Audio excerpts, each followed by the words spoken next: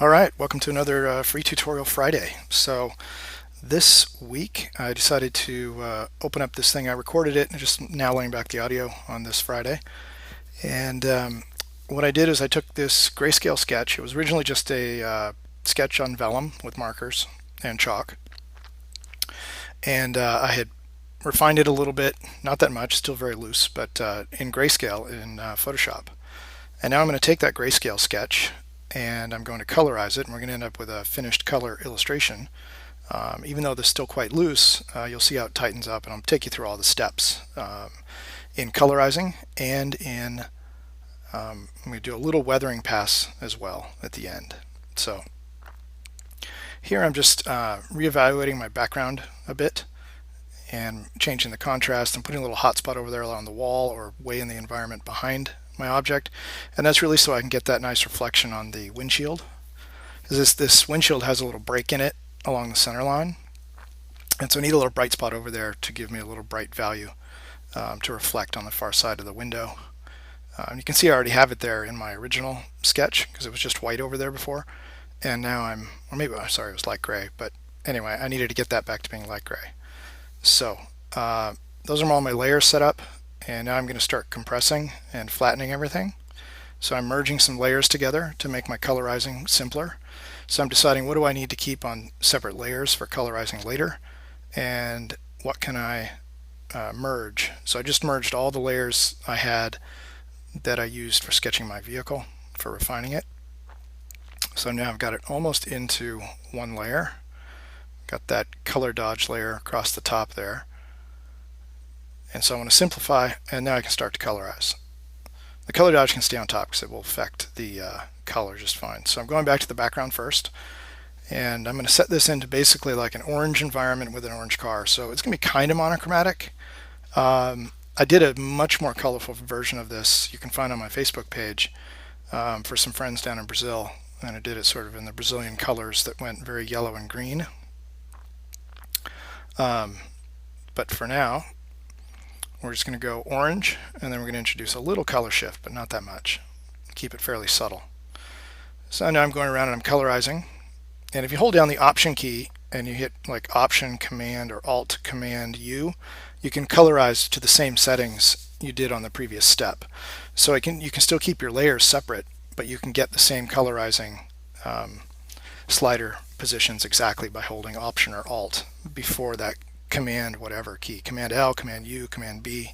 You can go to the previously set slider positions. So that's a nice way to keep your layers independent, but still get all the color shifting to be exactly the same. And so I'm just going through and colorizing everything, making some tweaks, playing with the color of my shadows here, or now my midtones. But so with color balance, Command B, you can play with the color of shadows, midtones, and highlights independently, and it's a nice way to get some temperature change, not only temperature but color shifting within one value scale or value range. So what's nice about that, and I just add a little warming filter across the whole thing just to play and see if I want to harmonize all of it a bit. Ultimately, I think I ditch that.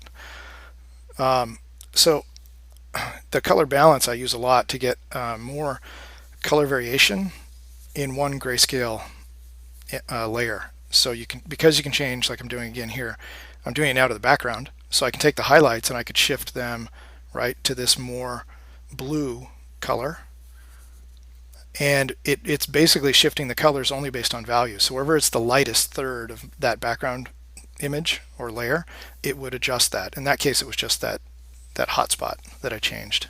But you could do it all within one layer, like I could do it with the whole car body. I'm going to add a little reflection on the ground plane. Just a really quick cheat.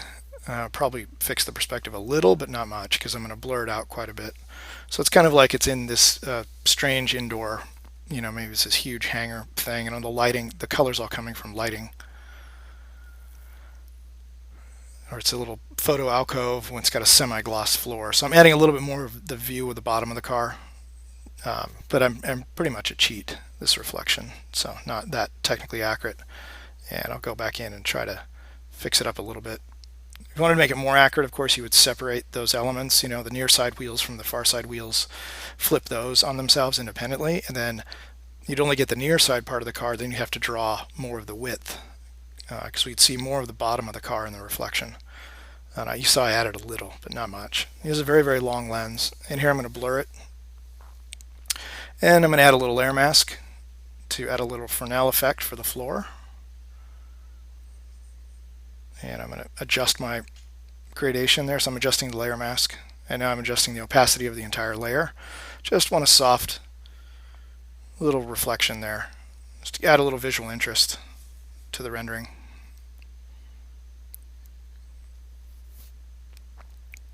All right, now trying to do that little hot spot on the floor was a little too much. So just pushing that back on the background. Didn't want it to be that hot. More reflective than matte surface, so I'll get rid of that old hotspot that I had before. All right, now I've got a layer on top, and I've set it to color on top of my hot rod layer. And you can see I'm now picking the background color, right, with a regular airbrush, and I'm picking the background where those colors would reflect across the surface. And I'm not going to do a lot of reflections on this. It's literally just trying to integrate it to its background. So it's not like a full reflection study at all. So here I am colorizing. And so it helps to get some of the, you could leave it all kind of like it was, monochromatic, kind of orange shifted grayscale sketch, right? But in this case, I'm trying to now get more interesting color variations. So I really just want the body of the vehicle to be orange, and I want the other elements to be more neutral. So I'm just glazing over that, all on my color layer, and I'm color shifting, right, the layer below. So I turned on I made it a clipping path by holding down Alt or Option when you cross over your cursor between those two layers, my color shifting layer on top and my hot rod layer below. And now I want to start to get some of the orange out. And you can leave some of it, right, because it's going to be a loose sketch in the end. So this is a really fast way. I think the entire process, even though I was trying to record it and do it nicely with all the layer organization and stuff, that ran about 40 minutes, I think, to take. And I'm going to do a weathering pass, which was definitely half of it. You'll see that starting here in a few minutes. So pushing around, right, colorizing, and I want my tires to be more neutral, not so warm. So now I'm using just a straight color brush instead of doing a colorized layer on top. Now back to my color shifting layer. So, and that's because my tire was on my sketch below. It wasn't, that was just the rim up top. So you could either use an airbrush set to color mode in the upper left, or you can use a normal brush painting on a color layer. You get the same effect. It doesn't change value, it only changes color. So you can start to see now I'm separating out, the body is now starting to look like orange paint, even though it's in an orange environment. And I'm going to kind of ignore the wheels on this one. It's really just meant to be a quick demo on basic colorizing techniques. And here I'm going to blur my shadow a bit. I have a soft overhead light box in this case, so that shadow should be softer, blurrier. So it's a bit harsh. So, and now softening it back, colorized it a little bit to more of that greenish blue color that's behind the car.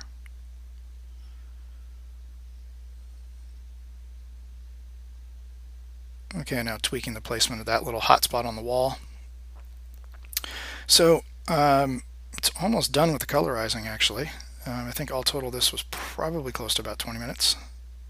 Still got to colorize parts of my little sci-fi engine. So what I'm doing here is just on a normal, let's see, what's that, a normal layer looks like. I just painted in that color from the background with an airbrush. And I wanted there's like a little flat serrated, a bunch of little flat oval shapes on the front of that sci-fi engine. And so I just wanted those to reflect through that hole to the background. So I just picked the background color, threw it on there with an airbrush, and now I'm just erasing back out.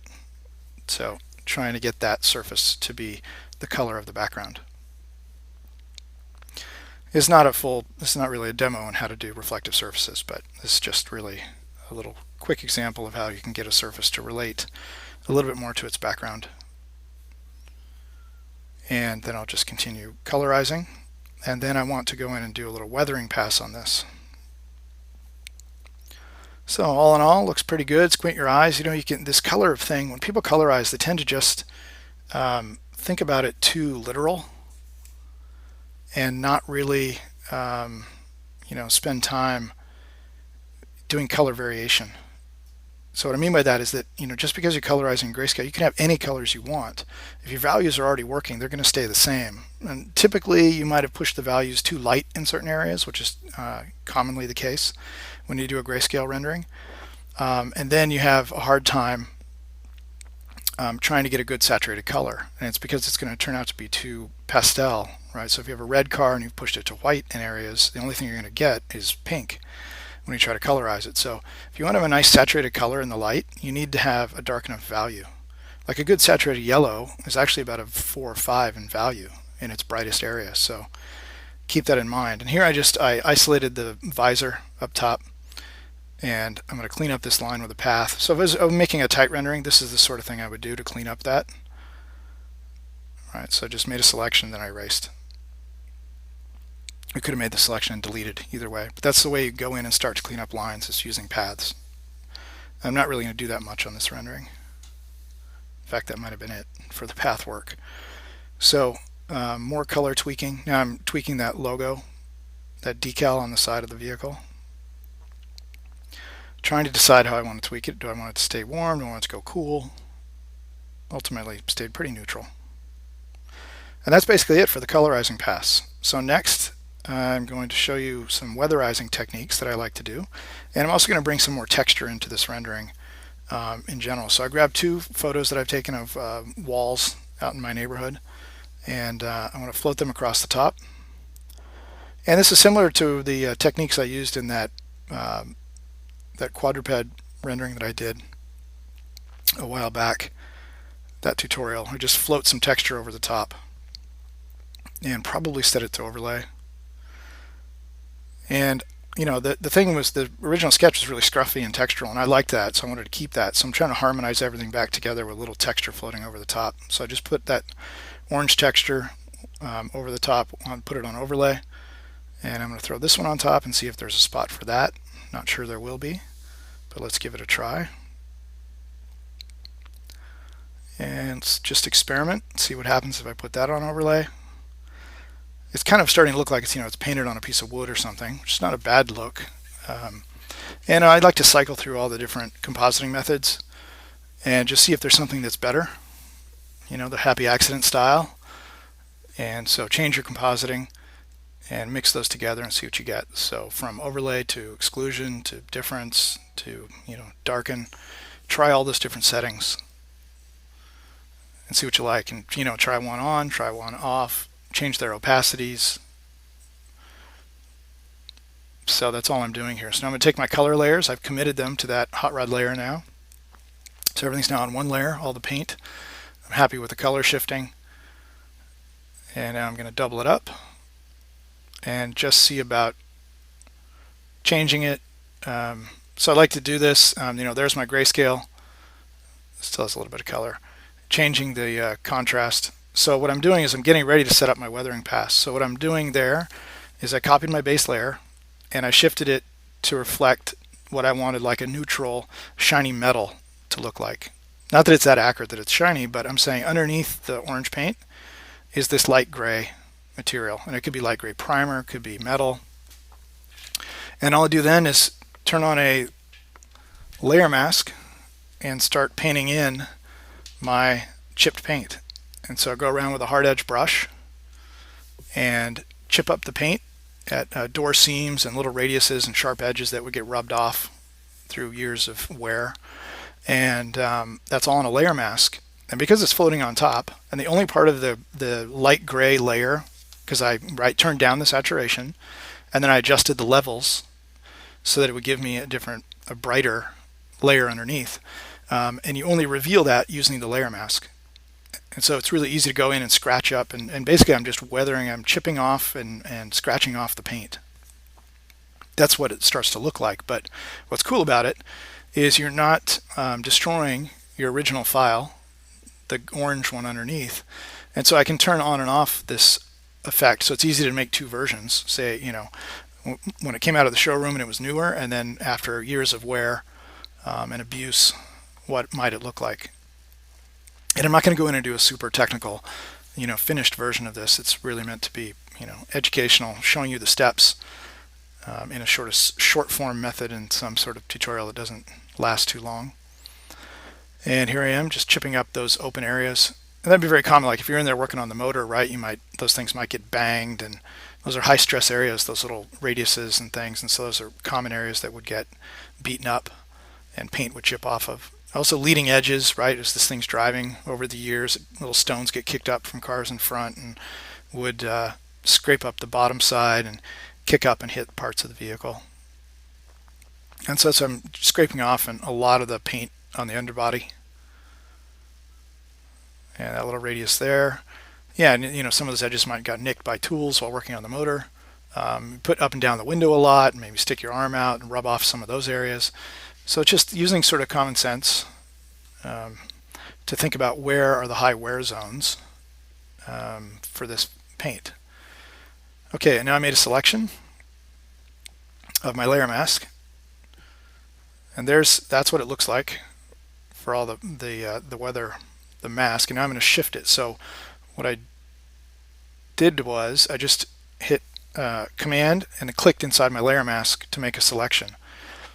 Right, and then I pulled that off of my orange layer using that selection, made a new layer above, and now I'm just shifting the colors and the levels, and I'm making this like dark primer ruddy brown color. Okay, and I'm going to put it on top of my base metal layer. Let's call it like the base metal, and let's call the red one the primer one. So you'll see I now have a new layer mask added to that. And what I'm going to do is I'm going to now modify that, and what I'm going to end up with is a layer in between. I'm just trying to pick a slightly textured brush now. And some areas it's going to stay with that sort of reddish primer brown, right? Reddish brown and Tuscan red kind of color. And in other areas it's going to get all the way through. The chipping and the wear is going to get all the way through to the base gray underneath. And so again, I'm using a layer mask, and I've just copied the selection of where all the paint chips are, right, from the first layer mask. And then I just color and value shifted that. And I just went back in and repainted those. You can just paint black and white into that layer mask to refine areas of that and keep it, right? Keep the primer, the red, or just by painting black and white, you can vary that. So you very, very quickly, you get a really interesting and much more sophisticated look than should you just paint these from scratch. And I think it's much faster. And what I like a lot is it doesn't destroy your original rendering. So you can see now I've got the base metal starting to show through, and I've got that intermediate layer. So it's giving thickness to the paint, but it's also shifting the color. And what's cool about it, if you didn't like that reddish brown as your primer, right, and you want to shift it to another color, it's on a separate layer. So you have full color and value control over that primer color and of the base metal. So that's pretty fun. So there I'm just going around. So it's a little second pass, and I'm varying it a little bit from the first pass. I don't want it to be identical. So you make some chips stronger than others. And down through the bottom there, I'm going to probably use a nice textured brush. And you see how quickly you can generate a pretty cool weathered surface. Just doing your own, freehand painting, not even dropping on textures, photographic textures or anything for that, just creating it on my own and free painting it. So we're almost done. Looks like we've got about, I'm going to say 3 minutes left. And here I'm scratching off the number a bit, so that decal needs some wear. So I just threw a layer mask on top of that. Again, you can turn it on and off as opposed to truly erasing it. I'm just hiding it with the layer mask. And looks like we're almost there. And just changing the opacity a bit so it integrates a little more with the paint underneath. It's definitely worn off and thin. All right, and that's it. Quick tutorial on colorizing a grayscale sketch and doing a little weathering pass using independent layers with layer masks and using color balance and levels to adjust those different layers for your base metal and your primer. And then I'm adding a little bit of texture just to stylize this and keep it loose and textural as an illustration. So I hope you liked it, and tune in again next Friday and see what I post. Have a great week.